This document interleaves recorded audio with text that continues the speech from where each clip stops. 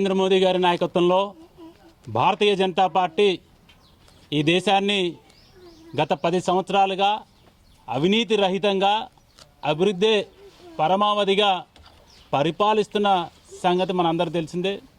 ఒకప్పుడు భారతదేశం అనే పేరు చెప్తే, ఇండియా అనే పేరు చెప్తే చులకనగా చూసే ప్రపంచ అభివృద్ధి చెందిన దేశాలు అమెరికా కావచ్చు, లండన్ కావచ్చు, ఫ్రాన్స్ కావచ్చు, ఇటువంటి దేశాలు భారతదేశ పౌరులన్నా, భారతదేశం అన్నా ఒక పేదరిక దేశము, ఎటువంటి శక్తియుక్తి లేని దేశంగా అభివర్ణించే పరిస్థితులు ఈ రోజున ప్రపంచంలో ఎక్కడికి వెళ్ళినా కూడా భారతదేశం అనగానే ఒక గొప్ప నాయకుడిని గుర్తు చేసుకుంటూ, నరేంద్ర మోదీ గారిని గుర్తు చేసుకుంటూ ఈరోజు ప్రపంచ ఆర్థిక వ్యవస్థలోనే 5వ స్థానానికి భారతదేశం నరేంద్ర మోదీ గారి పరిపాలనలో వెళ్ళింది మనందరికీ తెలిసిన విషయం.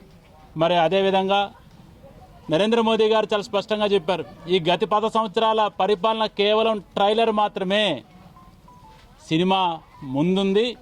ఈ 3వసారి భారతీయ జనతా పార్టీని గెలిపించిన తర్వాత అసలు సినిమా మొదలవుతుందని చెప్పి మనందరూ చెప్పిన విషయమే. అయితే గత 10 సంవత్సరాల్లో చేసింది చెప్పి అడగల దమ్ము ధైర్యం ఉన్న పార్టీ ఏదైనా ఉందంటే భారతీయ జనతా పార్టీ. 80 కోట్ల పైన ప్రజలకు ఈ రోజున ఉచిత రేషన్ ఇస్తున్న ప్రభుత్వం ఏదైనా ఉంది అంటే అది భారతీయ జనతా పార్టీ.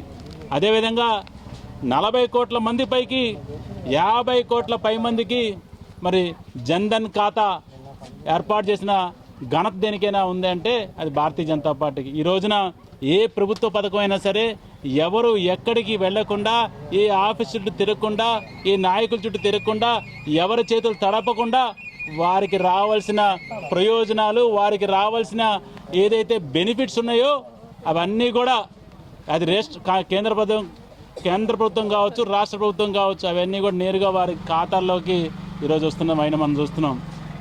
మరి ఆ రోజున పేదవాళ్ళకి బ్యాంక్ అకౌంట్లు ఎందుకని అపహాస్యం చేసిన ఈ ప్రతిపక్షాలు ఈ రోజున ప్రతిపక్షాలు కూడా అదే బ్యాంక్. ఈరోజు బీజేపీ ఖమ్మం పార్లమెంట్ అభ్యర్థి తాండ్ర వినోద్ కుమార్ గెలుపు కోసం వెంకటాపాలెంలోని 91, 92 బూతుల్లో ఇంటింటికి తిరగడం జరిగింది. ఈ కార్యక్రమానికి ముఖ్య అతిథిగా వచ్చి దేవకి వాసుదేవరావు గారు ప్రచారం చేయడం జరిగింది. ఇక్కడ ఉన్న ప్రజలు చాలా స్వాగతించారు. ఖచ్చితంగా ఈసారి మోడీ గారికి ఓటేస్తా అని చెప్పారు. మోడీ గారు పథకాలు చాలా వరకు అందాయని చాలామంది చెప్పడం జరిగింది. ప్రజల ఆదరణ కూడా బాగుంది. ఖమ్మం ఈసారి ఖచ్చితంగా బీజేపీకి కన్ఫర్మ్గా వస్తుందని ప్రజలే ముందు చెప్తున్నారు. మాకంటే ఏ పార్టీ అయినా సరే సపోర్ట్ చేస్తుంది. భారత్ మాతాకి జై, బీజేపీ.